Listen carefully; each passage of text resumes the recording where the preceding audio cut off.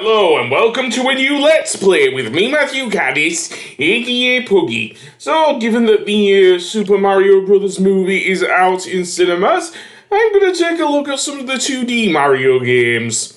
Starting off with the very original, well, maybe not the first, but certainly the first in the Super Mario Brothers series, which of course is the original Super Mario Brothers on the NES, not the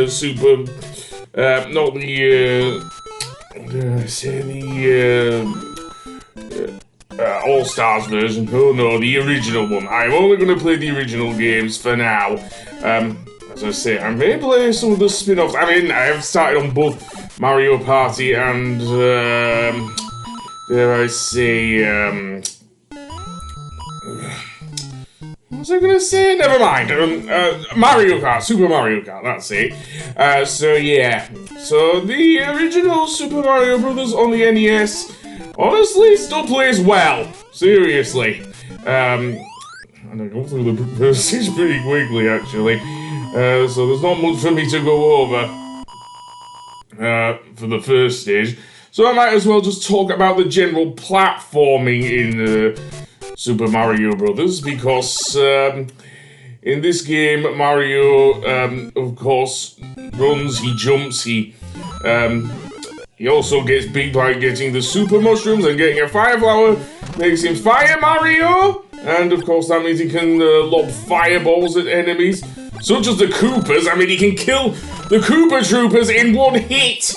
Seriously, normally with the Koopas you have to jump on their shells and send them back if you don't have the Fire Flower.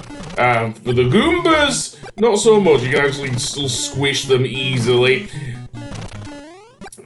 So yeah, although it does give me great satisfaction to use the Fire Mario. And yes, you can also kill Piranha Plants. The only thing that, in fact, can kill them in this game is the Fire Flower. And yes, I am going to use the warp zones, but I'm only going to go to the second zone. I'm not going to make it so hard that I can't go to the other ones. So yes, so I'll warp to the second level. So yeah, I am actually going to use the warp zones. So yeah. You are only given so many lives and no continues. Remember, this game came out in 1985 and continues were not a thing here. Seriously. When battery backup, I don't think would come in until like this next game in the series, which of course would be Super Mario Bros. 2. More on that when I cover that game. But yeah. But one of the things you can do with the Koopas is actually jump on their shells and, as I've mentioned, send them back. So that's for them. Oh boy. My Elgato does not process the Piranha Plants well. Seriously, the whole biting animation, not great showing up here. Seriously, as you saw earlier, you can go down the pipes to go to a bonus area. In the All-Stars version, it actually plays its own theme. Kind of a variation on the main Super Mario Brothers theme, which of course plays here. As for some of these blocks, you can actually get coins from them, which has become a staple of the series. Seriously, even translates over to like the Paper Mario games. And oh boy, that Koopa shell really took out a lot of the enemies there.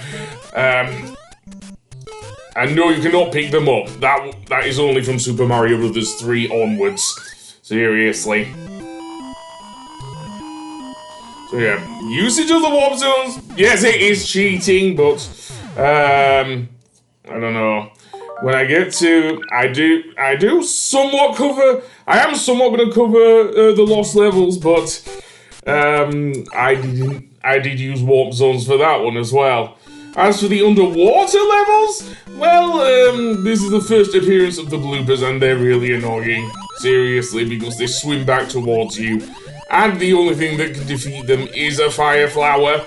Something you cannot, of course, get, because there's no world map or anything like this. It's not like Super Mario Bros. 3, which is probably my, in terms of the NES games anyway, my favourite one of the NES games. Seriously. And of course there are undercurrents as well, which will, if you're not careful, drag Mario under. That area there with those 6 gold coins there is a prime example there, seriously. Well, it does have probably my favourite theme in the game, actually. It's still stuck in my head. But other than that, yeah. How high you go on the thing also, of course, affects your score. And I think if your